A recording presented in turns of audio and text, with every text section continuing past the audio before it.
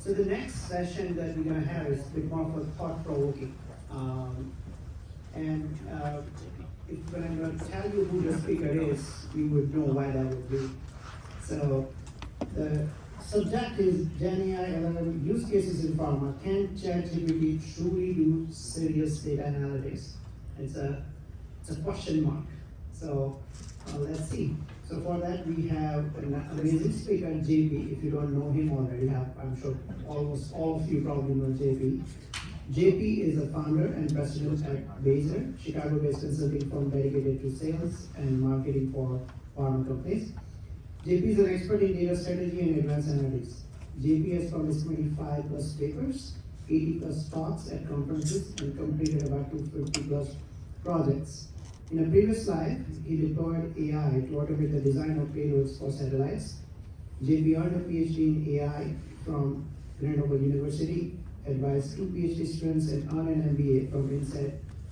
In Founders Blue, France, he was the recipient of 2015 PMSL Lifetime Achievement Award, so he has been contributing to the community for a long time, so thank you, JP, one more time.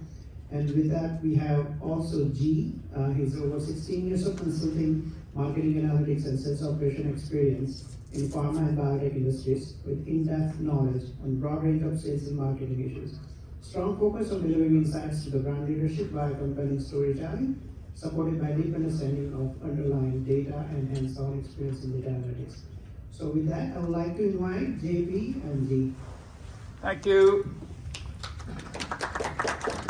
Hello everyone, come on in. So he's my partner in crime. We're going to give you a presentation on, ChatGPT. Everyone knows about ChatGPT. And I think one of the key questions we want to be able to answer is this thing for real? Can we do true analytics with this? Or is it kind of only for play and we talk about it? So we'll split the presentation into 2 parts. So we'll have, I'll start off and then G is going to zoom in and then I'll take over. Okay, so I'll talk for maybe 5-10 minutes and then I'll call you. Okay. So basically, to start with, here's the question. We're going to ask the question, and what I want to do is to ask you your opinion. If you believe in your heart that this ChatGPT business can do real stuff or not, is that bullshit kind of stuff, right? And after our talk, if you have changed your position, okay? So there would be a second poll at the end of the conversation, and we'll see, I want to know who, if any of you, has changed position, right? Either way, right? Either you thought that it was possible before, and now you say, no. Because of all the words that we showed, you say, no, it's not possible. So the question one more time is, can ChatGPT truly do serious, the keyword being serious data analytics, right? So that's the question. You mean by itself, without some extra stuff? Well, it's, man is held by God, right? So maybe with some help, right? So let's take the poll now. Right hand means yes, left hand means no. Who believes ChatGPT can truly do serious data analytics? Is that right hand? This is left hand, right? Okay. Right hand, not by itself. No, only the right hand first, before. Only right hand. Right hand meaning you believe ChatGPT can do. Today. No, future, everyone is going to say yes. That's too easy a question. Okay. Low means I don't believe it too much. Here is I really believe it. Right? Okay, cool. And those as in hand. That's BS. BS. Not too many BS. So we'll see if you change your mind or if we manage to get you to change your mind. Okay, so the first reaction is, like Marianne, is no. And so let's put some words in Marianne's mouth. Why Marianne believes, or maybe you have some other stuff you may want to add to our points here, why we believe it's not happening, right? The first one, and we've been served a lot of time, is hallucination, right? So the stuff, it just makes things up. It sounds very true, but it's false, right? Hallucination just makes things out of thin air. So if this thing is hallucinating, how can it do true, serious analytics, right? Second one is, it's fickle. So we have a team where we run ChatGPT every day, right? And the same question, one day it would give you an answer, another day it would give you a different answer. And sometimes it has to take a sick leave. So today I'm not working, I'm tired, right? You ask me 20 questions, I go to sleep. So it does that, right? It takes sick leave. And then this kind of has been quote unquote solved. It was not up to date, but there's been a new release a week ago about the ChatGPT 4.0 where we have the update. But so this one we can kind of discount it a little bit by being not so up to date. And the last one is Maniac, it doesn't know how to count. So how can you say that something that doesn't know how to count can do serious analytics, right? If you can do arithmetic, how can you do algebra, right? There's no way. Yeah? And so this is an experiment we run. We said the ChatGPT, here's 1,000 elements in the list. Could you tell us how many there are? Right? How many do you think there are? And we asked the question 10 times. It got the answer right one time, which is number 5. Right? 1,000. And see how creative this thing is, right? It gives you high numbers, low numbers, depending on the mood and how you feel, right? So this is my next point. You're good, Maya? Yeah. Is there anything that you're thinking that I missed here? No, inference. Okay, cool. So now let's think a little more, right? So that's kind of first reaction. And the second one is on second thoughts. And since we have a physicist here, and let's quote some great physicists, what they think about reality, because we know that what life is made of, what the universe is made of, it's very difficult, right? It's not that simple. So here's a big guy that everyone knows, any respectable physicist at the back here, and they would know very well, Max Planck, right? And he said something very profound, right? So don't dismiss it right away if you don't get it, right? When you change the way you look at things, the things you look at change, right? Obviously it was referring to quantum mechanics. But I think there's some broader reality to it. So here's our thesis. Our thesis is the objections we just articulated, the 5 of them, right? They are valid, they're true, right? However, we think we have the magic sauce to make this thing happen. So today we're going to share with you our magic sauce.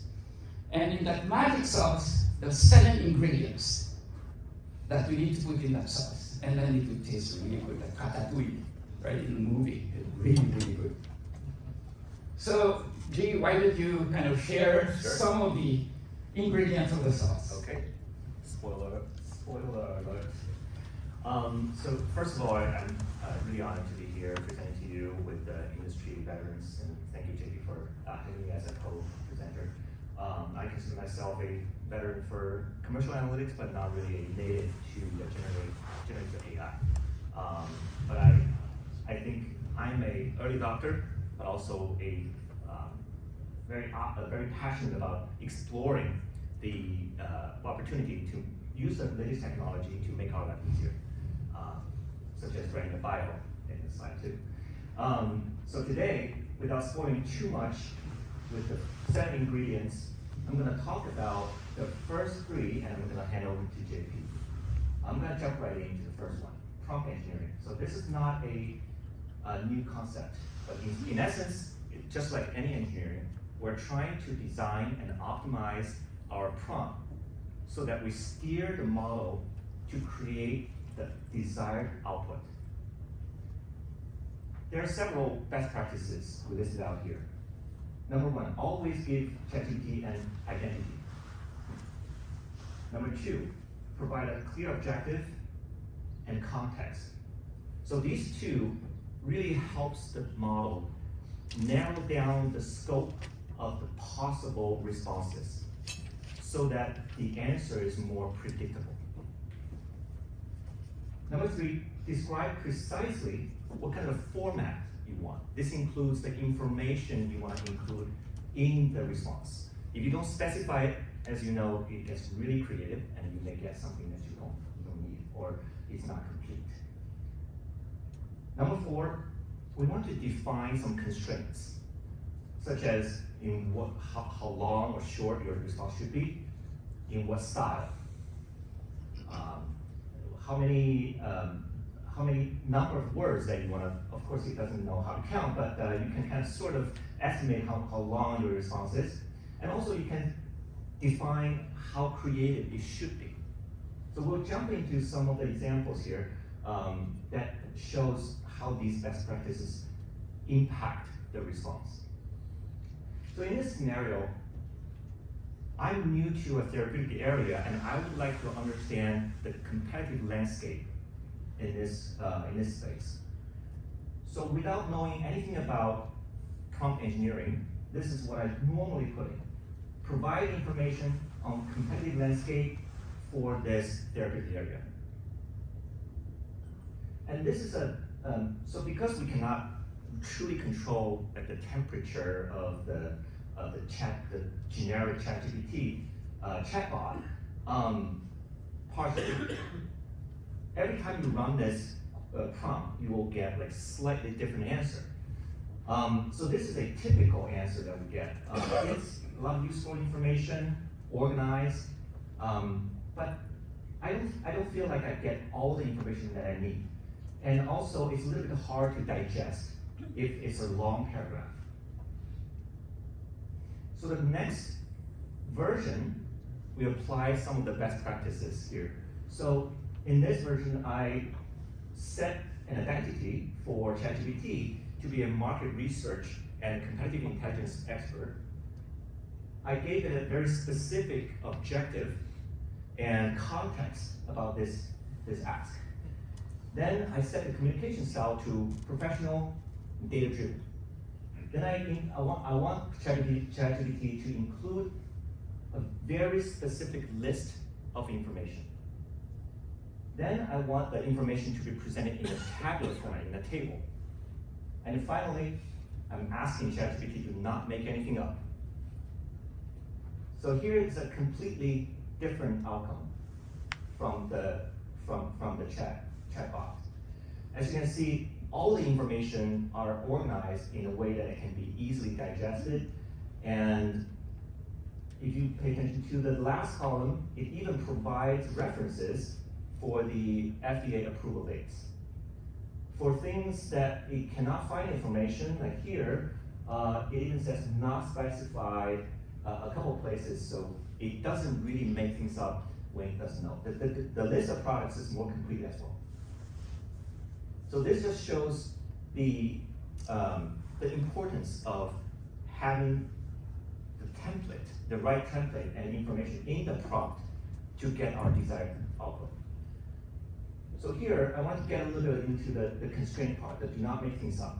The hallucination is a well-known problem, and OpenAI is currently doing a lot of work to help the users control, to minimize the hallucination.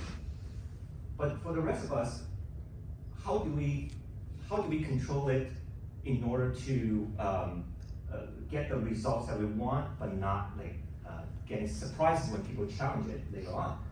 So I wanted to show you just two examples. Here, I'm asking ChatGPT for an annual sales number for a few products of interest. On the left, the prompt is just a generic ask. And on the right, I added a do not make up any numbers that you don't know, right? On the left, as you can see, it sort of confidently provided some sales numbers for each product. And it's kind of directionally right. But on the right, I tried it 4 times, and each time it says, I don't know. I cannot provide any information. So after validating with their financial reports, those numbers on the left are actually not accurate. So if you don't put in that constraint, very likely you'll have the wrong impression of what the sales number is. So that shows the importance of having constraints in data. Yes? So do you have a systematic study of how many times it listens to you or how many times it's stubborn? So even though you say don't do something, it does it? That's a very good question. So on the right, I tried 4 times, and every time it says, I don't know, right? And on the left, every time I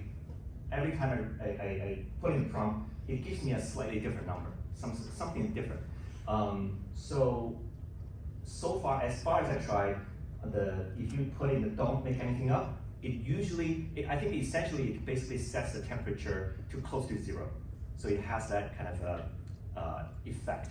So in my experience, I've tried like generating code, Mm-hmm. and if I ask like don't use this function or don't use this library, Mm-hmm. like half of the times it doesn't, half of the time it does. Correct, That's why I'm correct. asking like just to compare. Yes, this is known problem. So people actually try putting in the prompt that says set temperature to 0. Try to battle the hallucination, right? The outcome is, even if you tell it so, it may not listen to you. Sometimes it will still, based on the kind of the sample, the data set that it uses, it will still create something that's outside of your.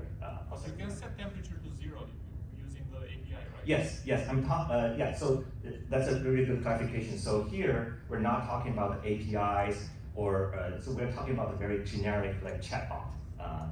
Yeah. Yes, please. Just variation on the same question. Mhm. The way I see it, there are two kinds of hallucinations. One is making something up Mhm. that is simply not true, in the sense that it contradicts a known fact, like sales data. Yeah. But even if you limit the data that it's using to only true facts, it will mix up things in different and new innovative ways. Yes. And I don't believe the temperature 0.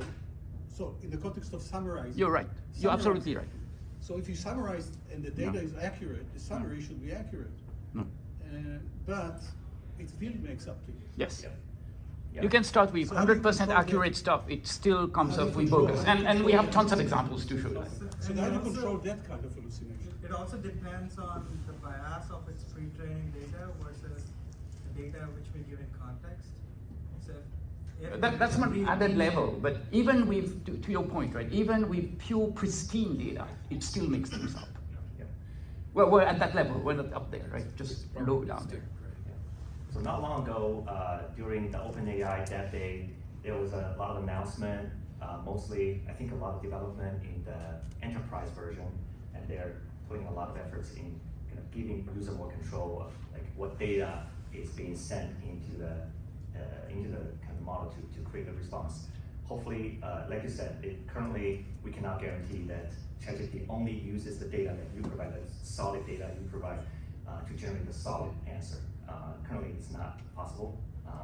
We can only nudge the model into a more definitive answer by changing the temperature. All right. So some quick additional tips just glance through. If your request is going to generate a list, make sure you try it a few times because the list may not be exhaustive. The response may not be exhaustive, so always cross-check. Number 2, this is probably better in GPT-4 Turbo instead of GPT-4. Don't ask for overly long and complex answers. For example, you ask a number of very complex tasks in the same prompt, then there will be likely will run into a memory issue, like maybe exceeds the tokens that it can handle. All right. Jumping into the second secret sauce, which is breaking down a complex task into baby steps. This is, I think, this is intuitive because with limited token and memory, by breaking a complex task down into baby steps, it allows ChatGPT to focus all the computation power into smaller subtasks. You are taking away a difficult part of the job, which is breaking it down. If you don't do that, ChatGPT might try to do it, but there could be mistakes made in the middle, and you are not able to see when it happens. So this could lead to misleading results. And also, breaking it down also increases the transparency. So you know the outcome from each step, and you are able to check and QC make sure the next step is starting from the right starting point. So here, I wanted to demonstrate a very practical example of how I was able to do a zero-code analytics using the generic ChatGPT without any APIs or advanced coding. So the the analytical problem here is that I have a list of HCPs with their historical writing behavior records, and then also the call activity data in the past 12 months. And I wanted to conduct first a segmentation of these doctors based on their writing behavior. I wanted to cluster those doctors into meaningful clusters. And also I wanted to conduct a simple basically call effectiveness analysis, meaning promotional response, for each cluster. So at first I thought this cannot be done by ChatGPT, but I was able to. So the key here is to break it down into small steps. Number one, I want to load the data into a space. In this case, I used a plugin called Notable. So this plugin is a Python runtime environment. It allows you to upload data and also run Python code accurately. Step two, I very precisely describe the objective, provide context, and ask it to provide response in a succinct way, and also make sure that it imports the appropriate libraries when it generates Python code. Step three, I wanted to, after the segmentation and clustering is done, I asked it to specifically create a promotional response using certain dependent variables and the different components in the multiple linear regression model, and then specify that the output should be in a table with the value of the coefficients. And finally, I asked it to plot the response curve. Step four is to stratify the response curves by cluster. So each step is one prompt. And here, without going into too much details, here's the result. The ChatGPT was able to first load the data, check the data, validate all the fields, identify any missing fields, missing values, outliers, and it was able to create the clusters using the algo method or knee chart to identify what's the best, most appropriate number of clusters. It creates the summary for each cluster for you to check. It was able to plot basically visualize the clusters. It's able to create a overall promotion response curve and also stratify it into different clusters. It provides a coefficient table for you to check if everything looks good. So overall, I was able to achieve satisfactory results by using the generic ChatGPT 4 with the plugin. So a quick note here is that I did this test before they had the update after the dev day. I had to use Notable to run the Python. So ChatGPT generates the Python code and run it inside Notable. But now with the new update, ChatGPT is able to run the Python code within itself. It has a Python interpreter internally. So a few additional notes on using the analytical features that I just described. First of all, using the plugin, you need to structure the data properly. Garbage in, garbage out. That you cannot completely rely on ChatGPT to clean up the data. Number two, when it generates Python code, always check if the Python code is correct, because there could be something that lost in translation, so you don't want that to happen. Also, if you're using certain plugins, make sure you don't upload sensitive information if you're not fully trusting that plugin. Okay, so since we're talking about plugin, I'm going to briefly talk about the secret sauce number 3, which are the 900 plus plugins that's currently on ChatGPT 4. So the plugins significantly expands the capability of ChatGPT, because not only does it allows you to do things that a ChatGPT model was not trained for, it also connects with multiple cloud platforms that really expands the usage of your prompt. But make sure that you exercise caution when you use plugins because it's hard to verify the author of the plugin.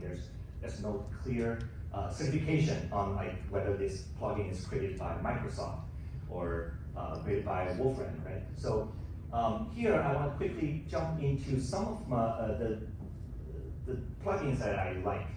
I use quite a bit, and of course things are developing every day, and this probably will not be the popular ones like several weeks down the road.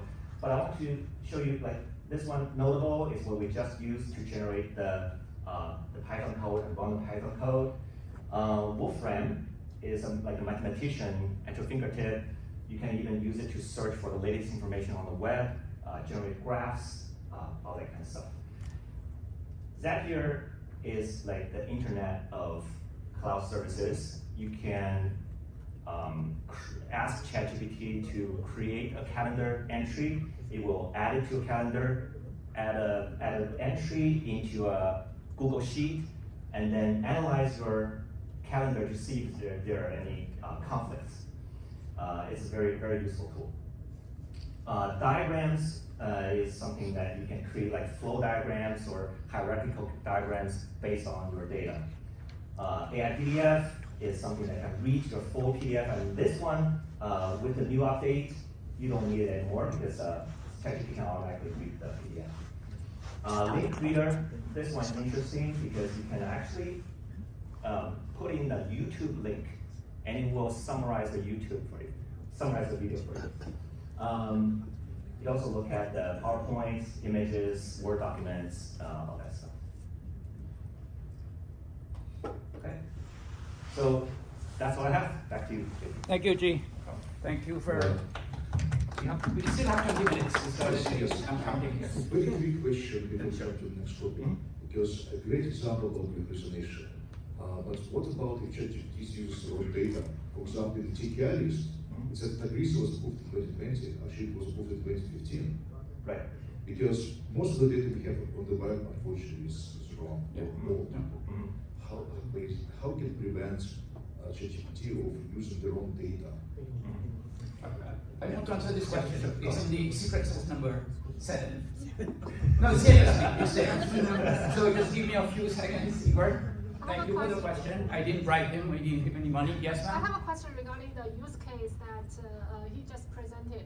So do you think with the new ChatGPT Turbo, is it going to reduce any effort that's needed for prepping the data in your use case? Absolutely.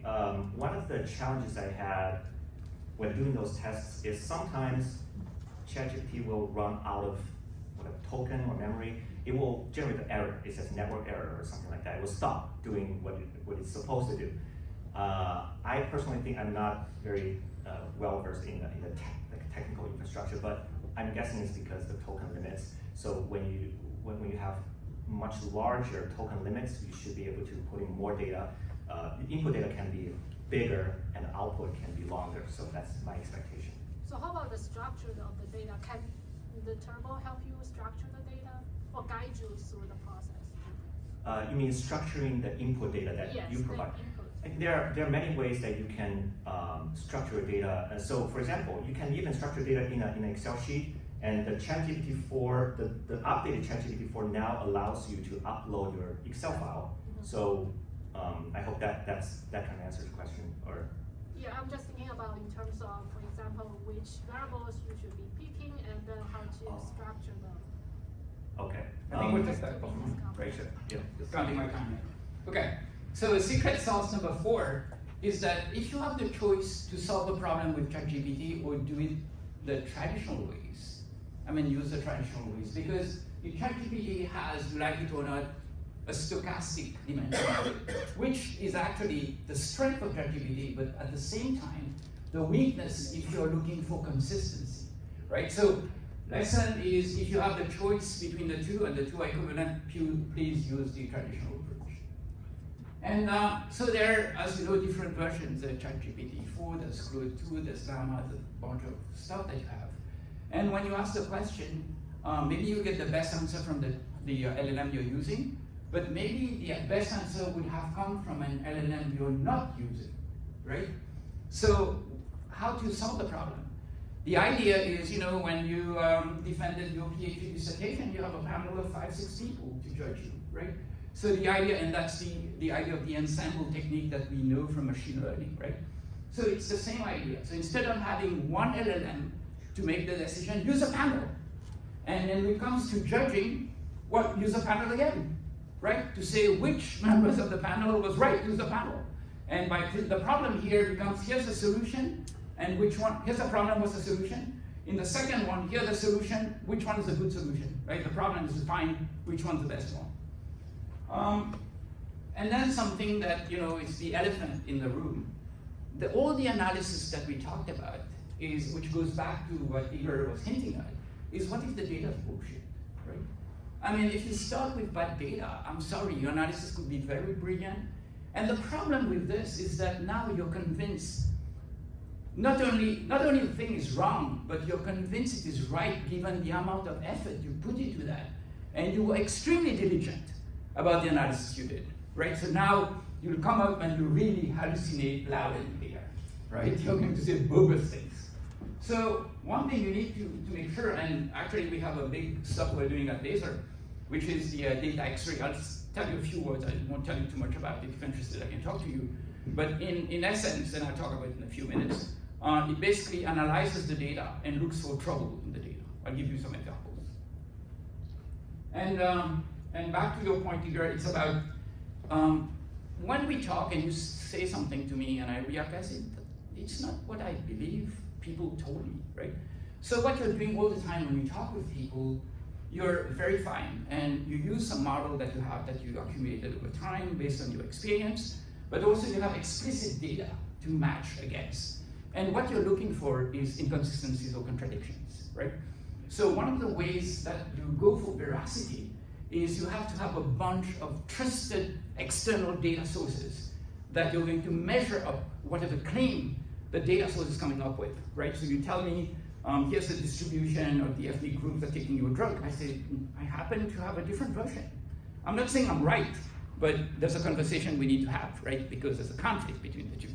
So this basically, we spent quite some time, and we have more than 20 databases now, where we have data on people, like prevalence data, right? And we like not only that the people be sick, but that people be sick and be insured as well, so we can sell the drug, right? So we have a bunch of data sources around insured, underinsured, uninsured, and so on, right? About the payer. And it's always a story of supply and demand. So you can see the people as demand, and the supply would be number of hospital beds, the number of people, number of cardiologists, number of IDNs, and all that capacity, right? And then of course we have reference databases like ICD, CPT4, J-code, and all that good stuff that you know very well. Quick word on data X-ray. So the data X-ray, I was talking with people, and I just have to do it, so I apologize if it sounds very trite, but assessing a data source is not only about counting number of patients. I mean, it's way, way bigger than that. And I'm always people say, well, how many patients you have? Well, this database is better than the other one. Well, it's only one dimension, right? So let me take a couple of minutes to kind of label that one. So there are a few things that come to mind. First one is completeness. So how complete is the data, right? There's something I call the pharma club. So physicians that we as the industry, we think are important enough, so we'll give them from a pizza to a trip to Phuket, right? And that's what we call the Sunshine Act, right? And those are kind of the cool doctors we go after, right? So one question you can ask in your database, how many of those pharma club doctors are captured in your data, right? So when you look at this business, it's always about what is the denominator. The database is the numerator, and what you don't know is how much is not being told to you, right? So one of the big tasks is to find the denominator, right? Second one is obviously accuracy. Stability, you're very familiar with that. So the data vendor would lose a supplier, so you have a drop. And then you sign up another supplier in different spots in the US, and then the stuff goes up again, and nationally everything's fine, but you know at the geographic level things are not that fine, right? There's granularity issues as well. For example, you want to do some payer analysis and you're expecting to get the plan grouped in PCN, and the only thing the data will give you is commercial, Medicare, Medicaid, and other, right? So that's an issue of granularity, right? And then there's timeliness data is always lags behind. And one of the big issues, I think some people wanted to talk about this, is the linkability, right? We're talking about data and all that good stuff. So more and more we feel the need to connect the data with other data sources. And then we'll see what is cool about the data, right? The unique selling point. And some examples, how many minutes I have? You have 7 minutes. 7 minutes, okay. I don't know how you count. You're counting like ChatGPT, I think. Somewhere in the middle. Somewhere in the middle. So I think you get an idea about the dimensions that are relevant when you evaluate a database. And we have to look for that. We're not just counting the footprint, right? It's larger. So I won't go over to the kind of mention that to you. And the three questions we're asking to our data X-ray machine, see here's the data source, is what is the denominator? What is missing in the data that you're not telling me, right? That the data source is not telling me. The second is, which is a related question philosophically, is how biased or representative the database is, right? If you want to do patient journey, you don't want the database to be complete. You need it to be representative. If you are doing IC, you want it to be complete, more than representative. So it really is a function of the use case that you're after, right? And ultimately the question is the database, back to Igor's point, is it fit for the job? I mean, will it do the job that you want? Otherwise, you're going to incriminate ChatGPT. Well, the problem is that ChatGPT has to do with the input. It's not good. That's why it's messing up. And so some of the things it does, it uses external data sources to have a way to measure out the veracity of the claims that are being inferred from an analysis of the data. Say, that sounds right. Oh, that sounds wrong. And it would tell you it's a showstopper. So for example, you want to do targeting, and it will come back and tell you, realize that the NPI in the database is encrypted. So I'm sorry for you. If you wanted to do targeting, it's not happening. And this is what this thing tells you, right? It provides a scorecard along the different dimensions that I described to you. And as input, it would take the use case. What are you planning to do with that? And by the way, can I have some idea of the drug? Is that an orphan drug? Is that diabetes? Which type of cancer, tumor type, that kind of stuff, right? And one of the cool things it does, the first thing we worked on, is the annotation of the dictionary. So when you get the dictionary, most of the time you have a very nice view of, it's like a house that you see from far. When you move into the house, you realize the pipe is not working, right? And that's the problem that you have. So this one, it will look at the data and tell you that the fill rate of those fields is very poor. Or this field has only one value, right? The cardinality of that field is like 2, right? So you basically write off fields, or you have sometimes, you have an internal representation of, say, a doctor, like HCPID instead of an NPI. And this thing is left hanging, and there's no database, like a profile database, to describe to you what this HCPID is describing. So it does that for you. When it annotates, it's like someone talking and say, hey, do you realize you're missing some data in your software? It's kind of cool. And of course, it leverages ChatGPT. I'll say one word on this thing. I think it's probably the most important point is that the whole business is about comparing. One is to find a good question to ask to the data source, right? And a good question is a falsifiable question. So it's not about religion, it's about, for those of you who know Karl Popper, so it's about giving an answer that can be proven wrong, right? So our business is to find questions that are falsifiable.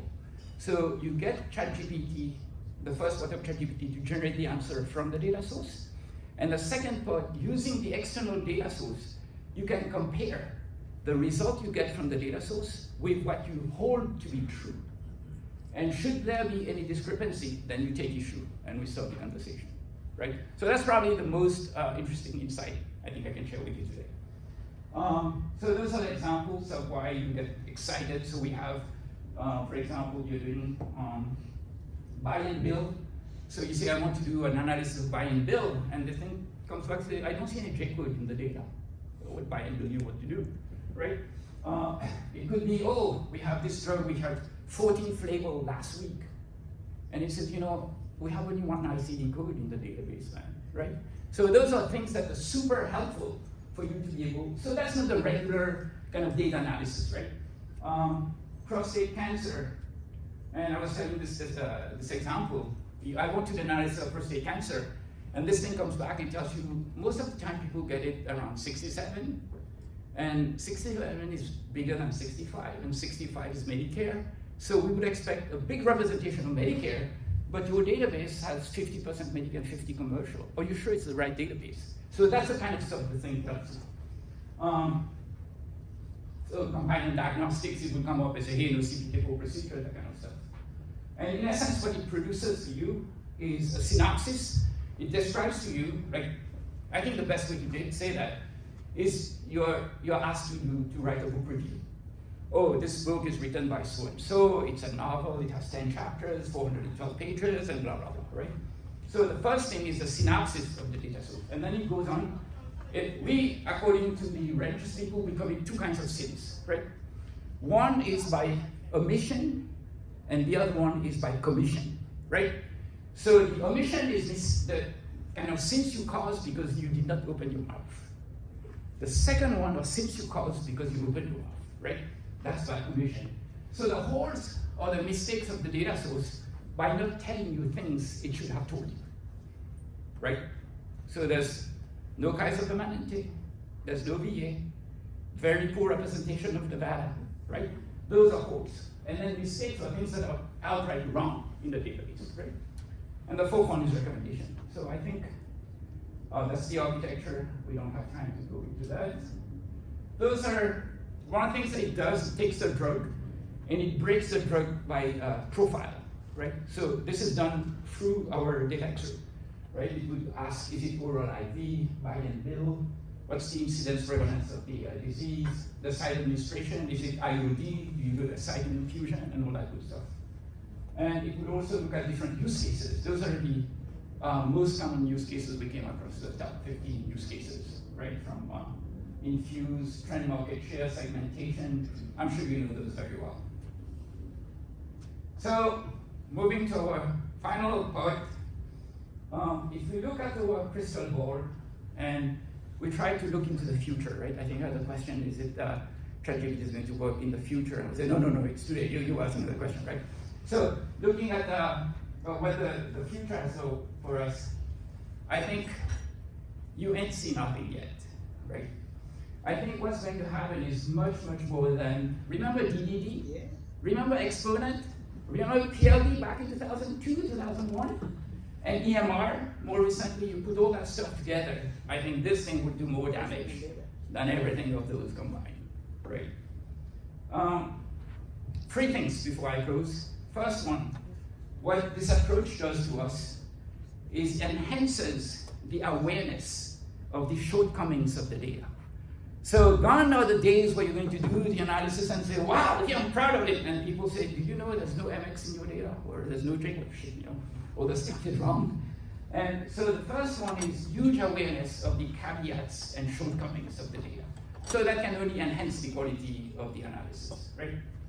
And knowing that, you may say, oh, no, that's not the right database. Or when you read in the tea leaves, you take that into account in your interpretation of the insights that you glean. Second is the democratization of analytics. Now it is code-free. So you just earn your master's in English Lit. Welcome to the club. You can do data analysis now, right? You don't need any coding, right? You can do even, history, whatever, right? So you get people with different walks of life. And that means a plethora of different types of analysis and kinds of insights we get from the data, right? You're going to look at it from very different angles. And I think we'll get a huge broadening of the insights that we can get and a deepening of our understanding of the limitations of the data as well that will come, right? And the last one, for this presentation, of course, it doesn't have to be free. We're looking at all kinds of data. So you're looking at the video of a beating heart. it could be with X-ray, it could be unstructured data. And that would be part tomorrow of data analytics. It doesn't have to sit that very nice structured stuff, right? Those would be, that was back in 2023, but things are different now.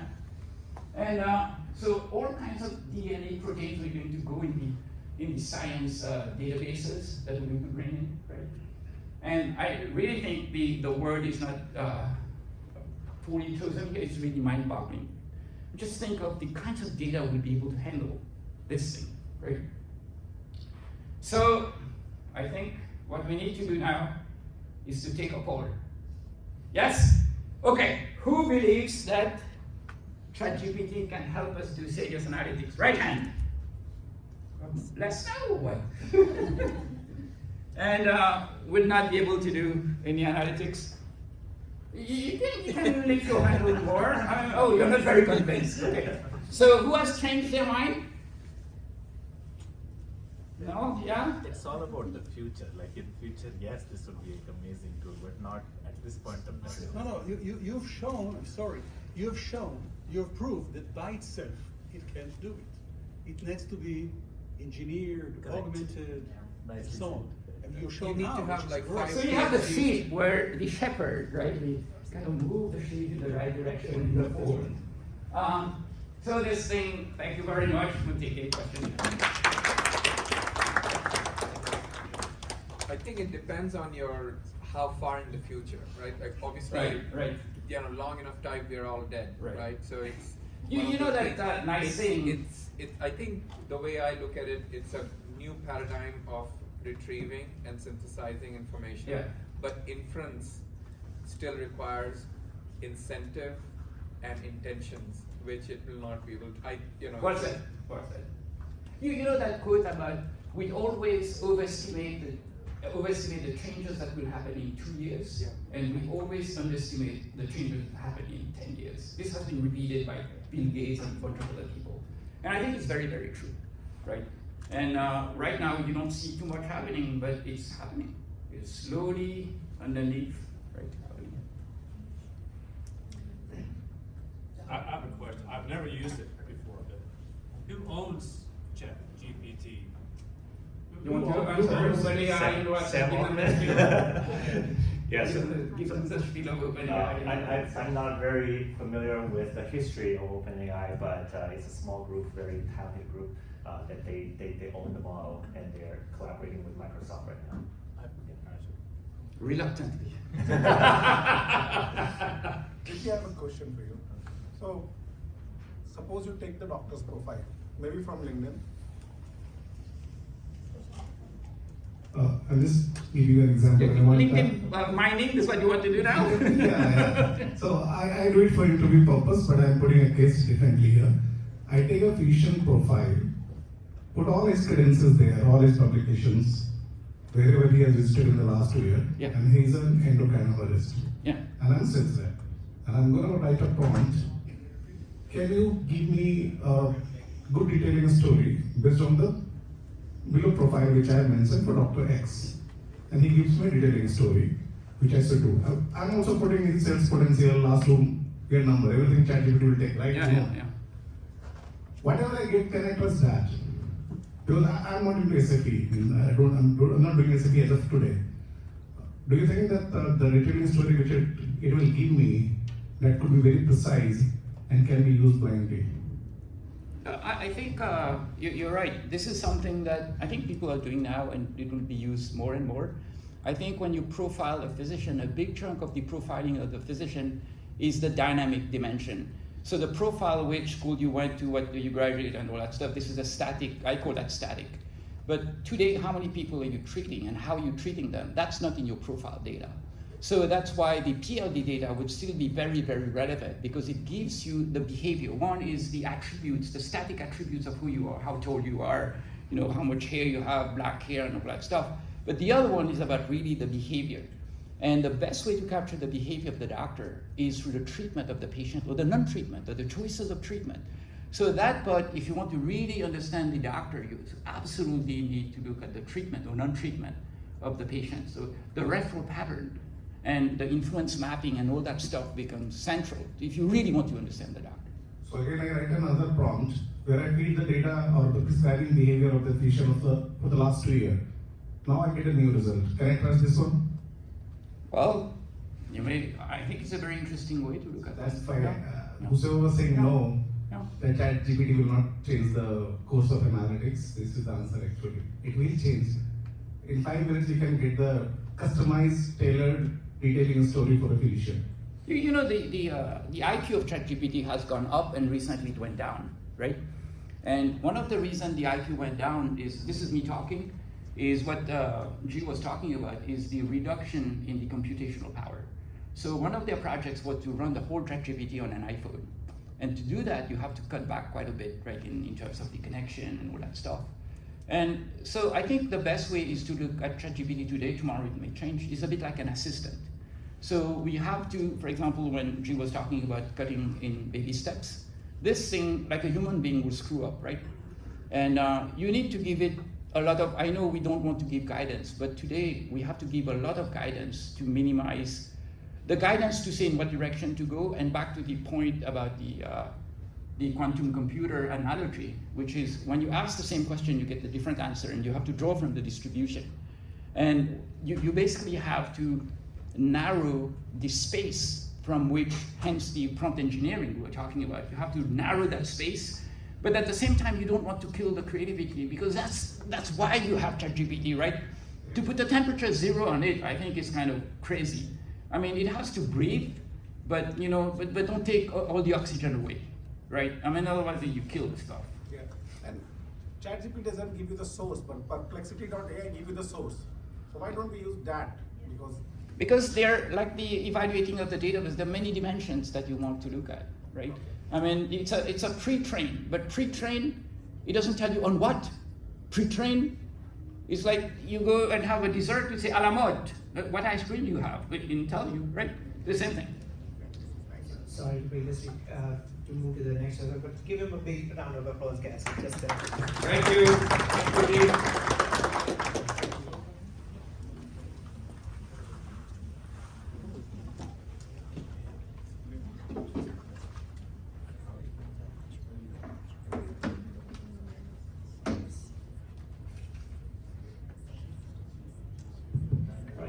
Just want to quickly recap. So we got 2 use cases and 1 thought-provoking experiment for generative AI and LLM, right? The first was red trigger email, impact of Gen AI LLM on that. Second was impact to the NBA